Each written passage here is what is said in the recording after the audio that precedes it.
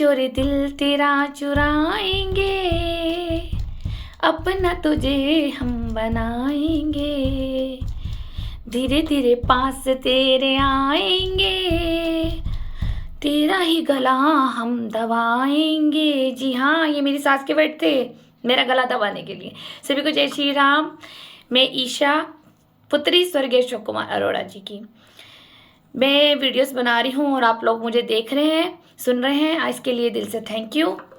जिन लोगों को इंटरेस्टेड है वो मेरी पूरी वीडियोस देख सकते हैं। जो मेरे नए व्यूवर्स से जुड़े हैं वो यूट्यूब पे जाकर ईशा बेरी के नाम पर सारी स्टोरी मेरी सुन सकते हैं। मेरी जो स्टोरी है वो मेरी खुद की आप बीती है। कोई इसमें ऐसा कुछ नहीं है कि हाँ 100 में से 50% जरूर बता रही हूँ। 50% ऐसा भी कड़वा है जो मैं समाज के सामने नहीं बता सकती, जो मैं सिर्फ अपनों को ही बता सकती हूँ या पुलिस प्रशासन को बता सकती हूँ। उसके अलावा मैं मीडिया में इतना नहीं खोल सकती क्योंकि इन लोगों ने जो लूज वर्ड, अपमानित शब्द बोले वो मुझसे नहीं बोले जा रहे हैं। चलिए आपको मैं आगे का सच बताती हूँ। मेरा क्या कसूर, मेरी ज़िंदगी का सच। आपने लास्ट वीडियो मेरा करवा चौथ स्पेशल देखा होगा कि करवा चौथ पे इन्होंने मेरे साथ क्या किया। और आज मैं ये बताती हूँ कि दशहरे से दिवाली आने में कितने दिन होते हैं, आप खुद लगा लो 10-12 दिन।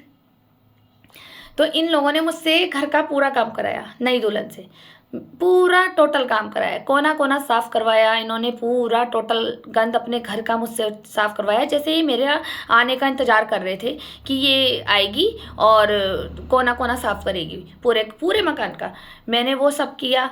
और इन्होंने किचन के सारे गंदे डब्बे, जो भी आप लोग महिलाएं जानती हैं कि दिवाली पे कितना काम होता है, वो सब इसने मुझसे कराया एक मैट की तरह कि मैं एक नौकर हूँ। मतलब मेरे को दिवाली थी, शादी को 10 दिन ही हुए थे, तो मेरे को अच्छा सा बन ठनना चाहिए था, मार्केट जाना चाहिए था, शॉपिंग करनी चाहिए थी, पर मुझे ये बाज़ार नहीं लेके जाते थे। और दिवाली पे मिठाई भी अपनी मन पसंद लाए, जो मुझे पसंद नहीं थी, जो मुझे पसंद नहीं थी वो मिठाइयाँ लेके आए हैं। इन्होंने मुझसे ये भी नहीं पूछा कि तू कौन सी मिठाई खाती है। ठीक है, मैंने कॉपरेट किया।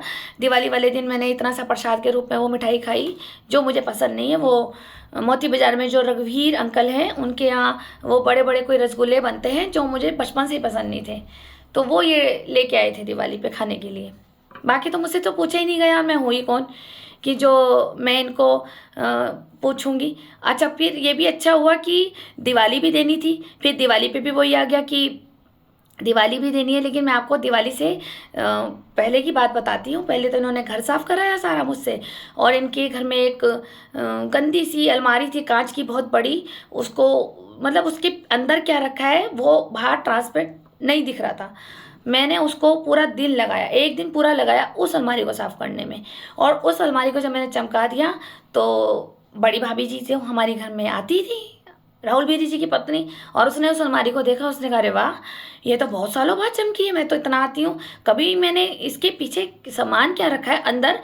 जो पुराने ज़माने में दीवार पे बना दी जाती थी और स्लाइडिंग कांच का होता था, स्लाइड करके उसमें शॉपीस लोग सजाते थे और फिर स्लाइडिंग से बंद कर देते थे, वो वाली अलमारी इनकी पूरी दीवार पे, वो मैंने अकेले साफ़ करी है। बल्कि इतने साल से जो मेरा कपड़ा मारने से भी वो साफ़ नहीं हो रही थी, वो मैंने 3 बार साफ़ करी, गर्म पानी करके, सर्फ लेके, सोडा डाल के, उसको खुरचा, ब्लेड लिया, ब्लेड से खुरचा, पूरा मेरे को टाइम लग गया उसको साफ़ कर चमकाने में। क्योंकि मुझे ये लग रहा था कि मैं अब इस घर में रहूँगी, मेरा भी घर है, मेरा भी अधिकार है यहाँ पर, मैं भी इनके घर की हूँ अब, तो ये मेरा घर हो गया ना, तो बस ये कहना भारी पड़ गया मेरा घर है। मम्मी ने कहा तो कब्जा कर रही है इस मकान में। पूरा काम कराया इसने। और उसके बाद इसने मेरे साथ क्या खेल खेली, धनतेरस आई और धनतेरस पे इसने मुझे बोला कि आज पूजा वूजा भी करेंगे, तो एक काम कर, पीछे जो पार्क है ना तो वहाँ से गुलाब के फूल लग रहे हैं, इसको तोड़ ला। मम्मी का 2 साइड ओपन घर है, मम्मी की दीवार के साथ ही रूमा बेरी जी की दीवार के साथ ही पार्क लगा हुआ है, लेकिन रास्ता नहीं है पार्क में। पार्क को जाने के लिए उधर से उर्मी होटल से बाहर निकल करके तब जाके जाया जाता है।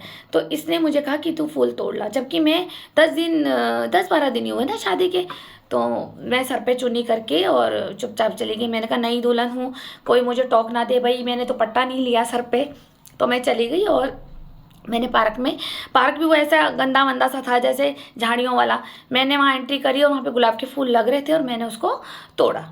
उसको तोड़ा और उसके तोड़ने के बाद जब मैं पार्क से बाहर निकली तो मुझे वहीं का पता नहीं माली था या कौन था, वहाँ पे एक झोपड़ा डला हुआ था, तो वहाँ से निकला कि उसने बुलाया, बदतमीजी से बोला। अजीब सा गरीब सा आदमी था। इधर आ भाई, ये कैसे तोड़ दिए तूने, ये फूल तोड़ दिए, मेहनत हम करते हैं, ले जाते तुम हो, तुम तो चोर हो, ये सब इसने बोला। कि हम तो अपने भगवान के लिए लेते हैं, तुम तो पैसे वाले लोग हो, तुम तो बाजार से ले सकते हो, तुम फ्री में। और मैं एकदम चुप हो गई क्योंकि वो मेरी गलती थी। फिर मैं सोच भी रही, मैंने कहा ये सड़ावा पार्क है और मम्मी ने भी भेजा, और मम्मी देख रही ऊपर से बालकनी से देख रही। तो मम्मी ने कहा क्या हुआ, मैंने कहा आप बात कर लो, ये डांट रहा है। तो मैंने उस भैया को बोला एक काम करो, आप ये फूल रख लो, आपने भी तो तोड़ने थे, तो आप ये, मैंने तोड़ लिए, कोई बात नहीं, आप ये फूल सारे फूल रख लो, मुझसे गलती होगी, आई एम सॉरी। उसने कहा नहीं नहीं, आज के बाद यहाँ पार्क में मत आ जाना, समझ गई, तुम्हारे जैसे लोग ही है, हम गरीबों का हिस्सा खा लेते, बहुत बोला। मैंने कहा भैया मेरे हस्बैंड आ रहे, मैं आपको ना पैसे दे दूंगी, आप नाराज मत हो, या फिर आप ये सारे फूल रख लो। नहीं नहीं, हमने तो फूल तोड़ने ही नहीं थे, तुमने आज फूल तोड़ दिए, मैं तो कल तोड़ता, कल दिवाली थी, बहुत बोला। फिर मम्मी ने कहा उसको जानबूझ के मेरे सामने, ए चुप है, चुप बिल्कुल, मेरी बहू पे चिल्लाता है तू, इस तरह से उसने एटीट्यूड मेरे सामने दिखाया, मेरी सास ने बालकनी से। मम्मी ने कहा आजा, और मम्मी उसको जानबूझ के बोली। मैं इतने में पैदल आ रही थी और मैं अपने घर तक ऊपर आ गई, तो गेट हल्का सा खुला हुआ था, मम्मी को पता नहीं लगा कि मैंने एंटर कर दिया घर को।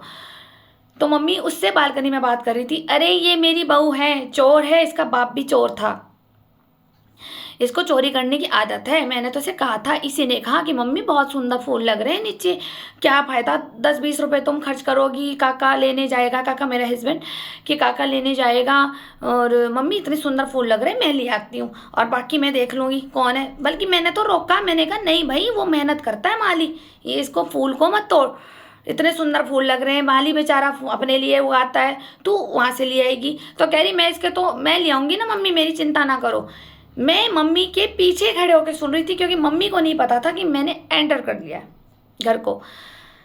तो मैं चुपचाप सुनती रही और मन टूट गया मेरा, और यूँ बोली अरे ये तो चोर है, गरीब घर की है, यहीं की है ये, गरीब घर की, मोती बाजार की। मेरे लड़के ने तो लव मैरिज करी है इससे, मेरे तो भाग फूट गए, देख ले तेरे सामने चोरी कर रही है, अब तू बता, तू गवाह है ना गवाह, चोरी करती है ये।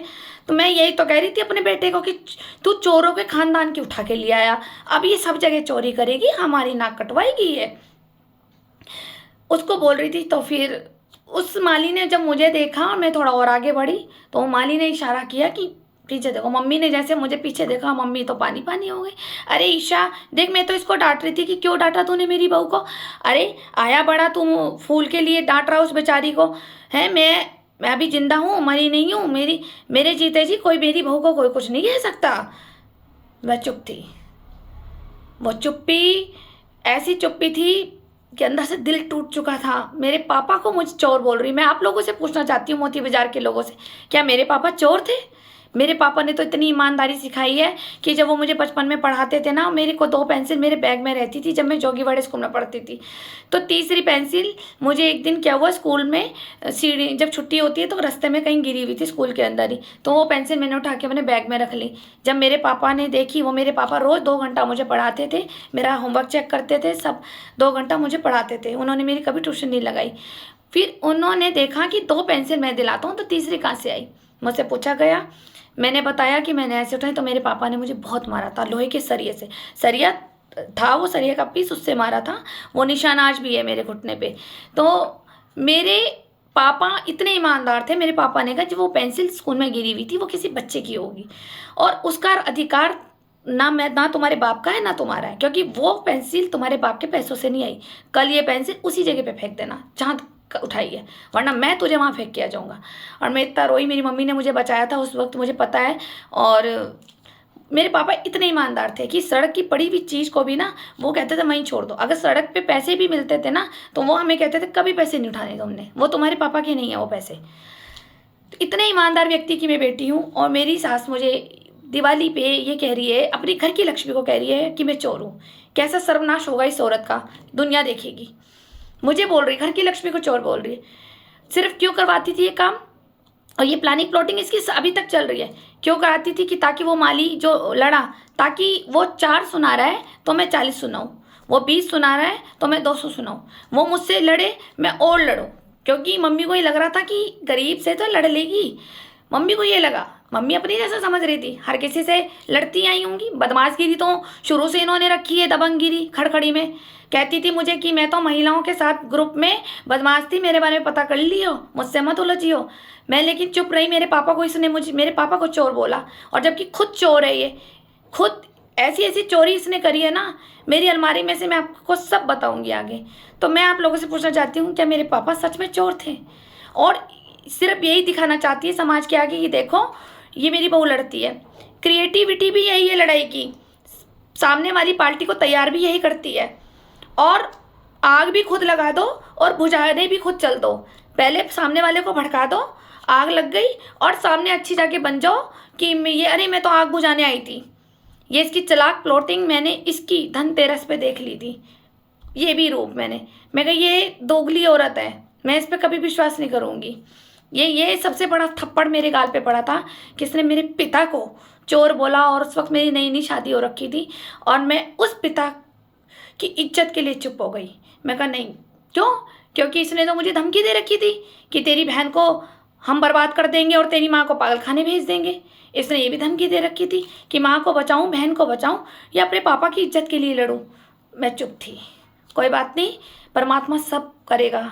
जो बोलता है ना राहुल बेरी जी कि तेरा बाप भगवान था, तुम्हारा बाप भगवान नहीं था ना, तुम्हारा बाप भगवान ही नहीं था। तुम्हारा बाप तो बाप भी नहीं था तुम्हारे लिए तो नहीं था, मेरे लिए तो फिर भी बहुत अच्छे थे डैडी। तभी तुम्हारा बाप कहाँ खाना खाते थे, अभी बताऊंगी आगे वाली वीडियोस में कि कहाँ लंगर में जाके वो भीख मांग करके खाना खाते थे, राहुल बेरी जी के पिताजी।